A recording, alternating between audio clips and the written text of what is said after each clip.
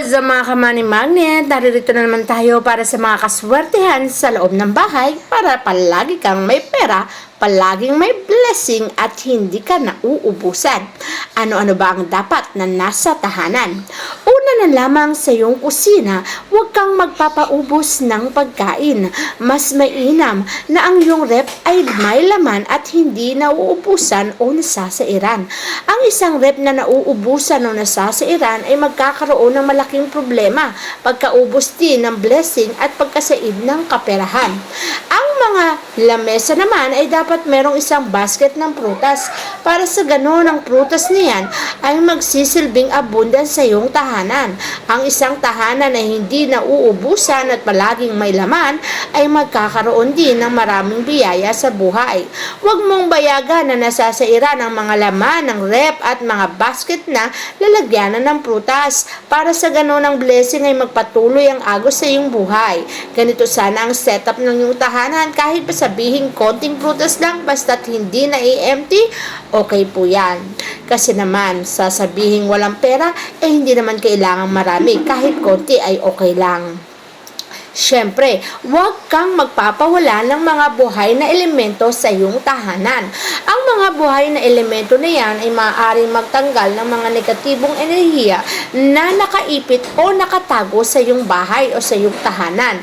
Ang mga buhay na elemento na sinasabi ko ay mga alagang pusa. Ang mga alagang pusa na gumagalaw ay isang halimbawa ng buhay na elemento. Kung kaya't ang mga buhay na elemento na yan kapag patuloy ang paggalaw sa iyong tahanan, patuloy din ang pagbibigay sa iyo ng magandang buhay. Kaya naman kapag magandang buhay ang iyong inaasahan, ay ganito rin dapat ang iyong mga alagaan, mga swerteng hayop katulad ng pusa na kapag meron sa iyong tahanan ay magbibigay ng isang magandang buhay at magandang blessing habang patuloy sila sa paglakad o ikot sa iyong tahanan.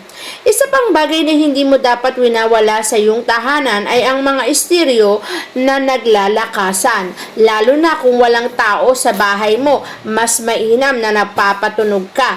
Kasi naman kapag hindi ka nagpatunog, ang mga negatibong enerhiya ay pamamahayan ng bahay mo.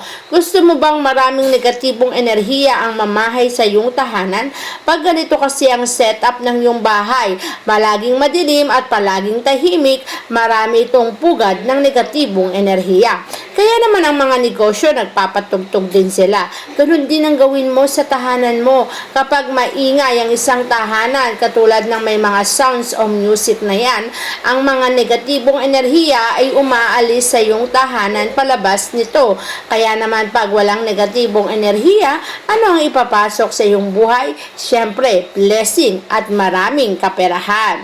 Siyempre, isa pang uri ng buhay na elemento ay ang mga aso. Mahilig ka rin bang mag-alaga ng mga aso? Ang mga aso na yan ay malilikot kung kaya't sumisiksik sa mga ilalim ng kama, ilalim ng sopa. Yung mga ilalim na yan ay napapaligiran kasi ng mga negatibong enerhiya. Kapag may buhay na elemento na pumapasok dyan at sumisiksik sa mga sulok-sulok ng tahanan, ang mga negatibong enerhiya na yan ay natatanggal at naaalis sa iyong bahay. Kapag ang negatibong enerhiya ay natanggal o naalis sa iyong bahay, ang maaaring kapalit nito ay magandang buhay. Dahil nga natanggal ito ang mga kamalasan na maaaring sa iyo ay ibigay. Kung ayaw mo na ibigyan ka ng kamalasan, alisin mo ang mga negatibong enerhiya sa iyong buhay para matanggal din ang anumang uri ng kamalasan. Kapag may mga buhay na elemento, bibigyan ka nito ng isang magandang resulta sa buhay.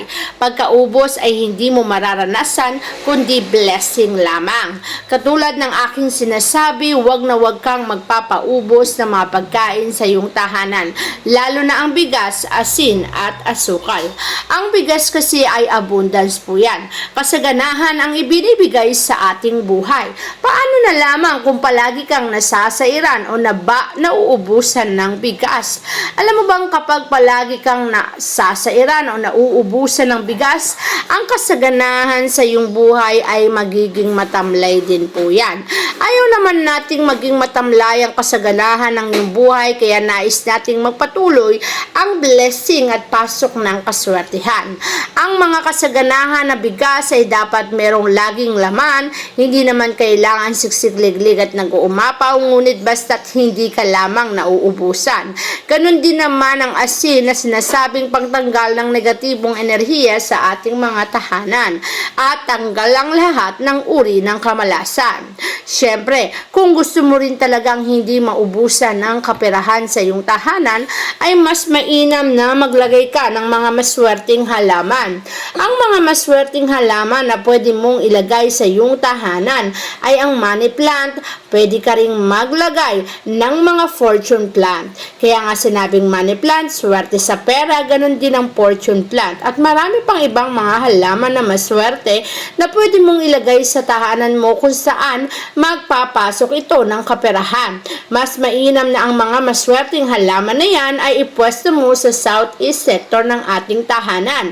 Ang southeast sector ng ating bahay ay tinatawag na lugar ng pera. Kapag dito mo nailagay ang mga maswerteng halaman, kombinasyon ng lugar ng pera, siksik-liglig at nagmapaw na swerte ang ito'y mabibigay sa iyong buhay. Kaya kung gusto mo ng siksik-liglig at nag-uumapaw na swerte sa iyong buhay, huwag mo kalimutan ng mga halaman. Ganon din naman ang mga bell. Bakit kinakailangan sa gilid ng higaan ay may bell na malit lamang? Ang pagtutunog ng bell ay isa ring atraksyon pagdating sa abundance at kaperahan.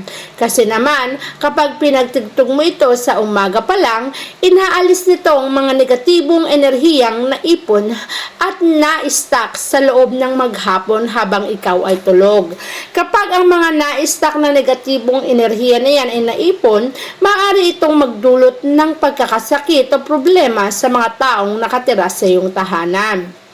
Kaya't kung ayaw mong magkasakit, kung ayaw mo ng problema, pagising pa lang sa umaga, patugtugin mo na ang bell sa iyong tahanan. Ang pagtutugtog ng bell ay isang uri ng pagtataboy din ng negatibong enerhiya para ikaw ay swertihin.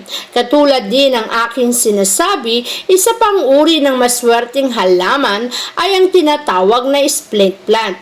Ang snake plant na yan ay sinasabing nagtatanggal ng mga toxin sa loob ng kabahayan. Kung may mga sakit na hika, maaari itong magresulta sa pagkasasakit na magresulta ng pagkaubos ng pera.